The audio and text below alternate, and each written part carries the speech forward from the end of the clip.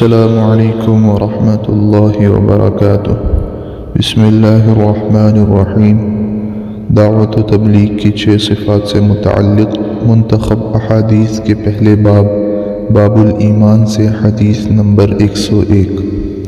حضرت ابو ہریرہ رضی اللہ عنہ رسول اللہ صلی اللہ علیہ وسلم کا ارشاد نقل فرماتے ہیں کہ جس نے میرے طریقے کو میری امت کے بگاڑ کے وقت مضبوطی سے تھامے رکھا اسے شہید کا ثواب ملے گا۔ رواہ طبرانی۔ حدیث نمبر 102۔ حضرت مالک بن انس رحمۃ اللہ علیہ فرماتے ہیں کہ مجھے یہ روایت پہنچی ہے کہ رسول اللہ صلی اللہ علیہ وسلم نے ارشاد فرمایا، میں نے تمہارے پاس 2 چیزیں چھوڑی ہیں، جب تک تم ان کو مضبوطی سے پکڑے رہو گے ہرگز گمراہ نہیں ہوگے۔ وہ اللہ تعالیٰ کی کتاب اور اس کے رسول کی سنت ہے۔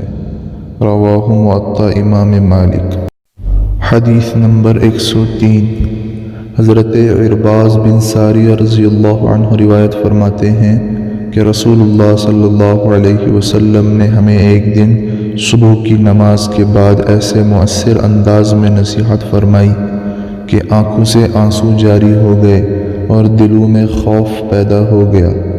ایک شخص نے عرض کیا، یہ تو رخصت ہونے والے کی نصیحت معلوم ہوتی ہے، پھر آپ ہمیں کس چیز کی وصیت فرماتے ہیں؟ آپ صلی اللہ علیہ وسلم نے ارشاد فرمایا، میں تمہیں اللہ تعالیٰ سے ڈرتے رہنے کی اور امیر کی بات سننے اور ماننے کی وصیت کرتا ہوں، اگرچہ وہ امیر حبشی غلام ہو۔ تم میں جو میرے بعد زندہ رہے گا وہ بہت اختلافات دیکھے گا۔ تم دین میں نئی نئی باتیں پیدا کرنے سے بچو، کیونکہ ہر نئی بات گمراہی ہے۔ لہٰذا تم ایسا زمانہ پاؤ تو میری اور ہدایت یافتہ خلفائے راشدین کی سنت کو مضبوطی سے تھامے رکھنا۔ رواہ ترمذی۔ حدیث نمبر 104۔ حضرت عبداللہ بن عباس رضی اللہ عنہما سے روایت ہے کہ رسول اللہ صلی اللہ علیہ وسلم نے ایک شخص کے ہاتھ میں سونے کی انگوٹھی دیکھی تو آپ صلی اللہ علیہ وسلم نے اسے اتار کر پھینک دیا اور فرمایا، کتنی تعجب کی بات ہے کہ تم میں سے کوئی شخص آگ کے انگارے کو اپنے ہاتھ میں رکھنا چاہتا ہے، یعنی جو شخص اپنے ہاتھوں میں سونے کی کوئی چیز پہنے گا اس کا ہاتھ دوزخ میں چلا جائے گا۔ رسول اللہ صلی اللہ علیہ وسلم کے تشریف لے جانے کے بعد اس شخص سے کہا گیا، اپنی انگوٹھی لے لو اور اس کو بیچ کر یا ہدیہ کر کے اس سے فائدہ اٹھا لو۔ اس نے جواب دیا، اللہ کی قسم نہیں، جس چیز کو رسول اللہ صلی اللہ علیہ وسلم نے پھینک دیا ہو میں اس کو کبھی نہیں اٹھاؤں گا۔ رواہ مسلم۔ حدیث نمبر 105۔ حضرت زینب رضی اللہ عنہا بیان فرماتی ہیں کہ میں نبی کریم صلی اللہ علیہ وسلم کی اہلیہ محترمہ حضرت ام حبیبہ رضی اللہ عنہا کے پاس اس وقت گئی جب ان کے والد حضرت ابو سفیان بن حرب رضی اللہ عنہ کا انتقال ہوا تھا۔ حضرت ام حبیبہ رضی اللہ عنہا نے خوشبو منگوائی جس میں خلوق یا کسی اور چیز کی ملاوٹ کی وجہ سے زردی تھی۔ اس میں سے کچھ خوشبو لونڈی کو لگائی، پھر اسے اپنے رخساروں پر مل لیا۔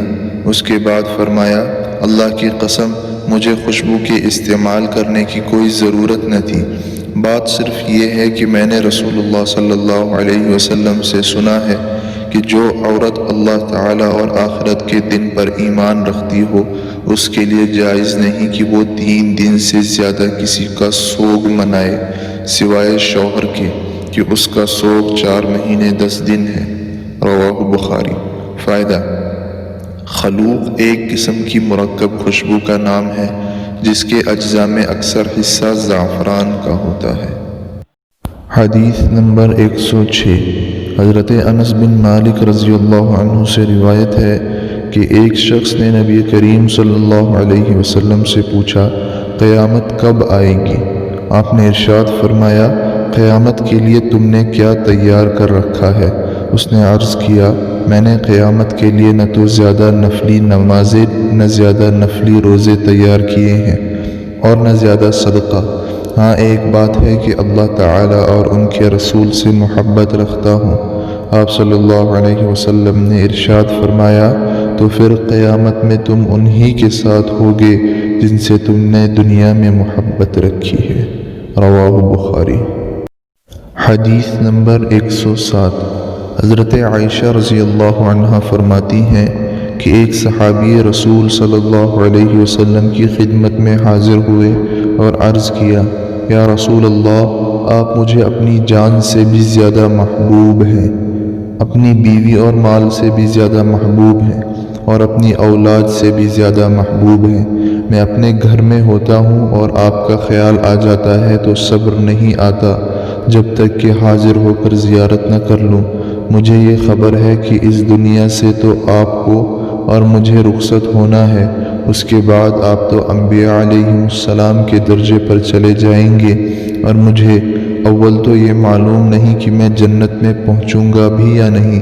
اگر میں جنت میں پہنچ بھی گیا تو چونکہ میرا درجہ آپ سے بہت نیچے ہوگا، اس لیے مجھے اندیشہ ہے کہ میں وہاں آپ کی زیارت نہ کر سکوں گا، تو مجھے کیسے صبر آئے گا؟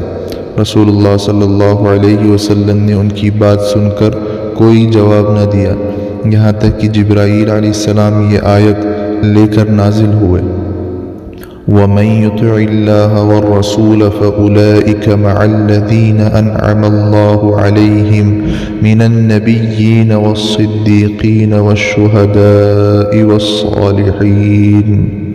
ترجمہ: اور جو شخص اللہ اور رسول کا کہنا مان لے گا تو ایسے اشخاص بھی ان حضرات کے ساتھ ہوں گے جن پر اللہ تعالیٰ نے انعام فرمایا ہے، یعنی انبیاء، صدیقین، شہداء اور صالحین۔ رواہ طبرانی۔ حدیث نمبر 108۔ حضرت ابو ہریرہ رضی اللہ عنہ سے روایت ہے کہ رسول اللہ صلی اللہ علیہ وسلم نے ارشاد فرمایا، میری امت میں مجھ سے زیادہ محبت رکھنے والے لوگوں میں وہ بھی ہیں جو میرے بعد آئیں گے۔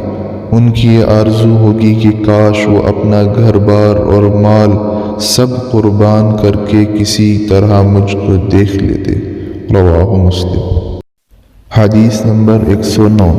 حضرت ابو ہریرہ رضی اللہ عنہ سے روایت ہے کہ رسول اللہ صلی اللہ علیہ وسلم نے ارشاد فرمایا، مجھے 6 چیزوں کے ذریعے سے دیگر انبیاء علیہم السلام پر فضیلت دی گئی۔ نمبر 1، مجھے جامع کلمات عطا کیے گئے۔ نمبر 2، رعب کے ذریعے میری مدد کی گئی۔ اللہ تعالیٰ دشمنوں کے دل میں میرا رعب اور خوف پیدا فرما دیتے ہیں۔ نمبر 3، مال غنیمت میرے لیے حلال بنا دیا گیا۔ پچھلی امتوں میں مال غنیمت کو آگ آ کر جلا دیتی تھی۔ نمبر 4، ساری زمین میرے لیے مسجد یعنی نماز پڑھنے کی جگہ بنا دی گئی۔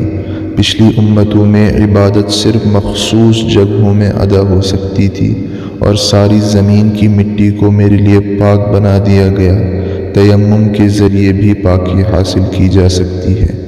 نمبر 5، ساری مخلوق کے لیے مجھے نبی بنا کر بھیجا گیا۔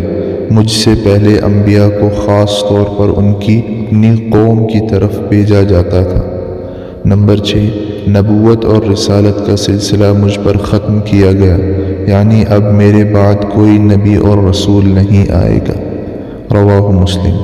فائدہ: رسول اللہ صلی اللہ علیہ وسلم کا ارشاد، مجھے جامع کلمات عطا کیے گئے ہیں، اس کا مطلب یہ ہے کہ مختصر الفاظ پر مشتمل چھوٹے چھوٹے جملوں میں بہت سے معنی موجود ہوتے ہیں۔ حدیث نمبر 110۔ حضرت عرباض بن ساریہ رضی اللہ عنہ سے روایت ہے، نبی کریم صلی اللہ علیہ وسلم نے ارشاد فرمایا، بلا شبہ میں اللہ تعالیٰ کا بندہ اور آخری نبی ہوں۔ رواہ مستدرک حاکم۔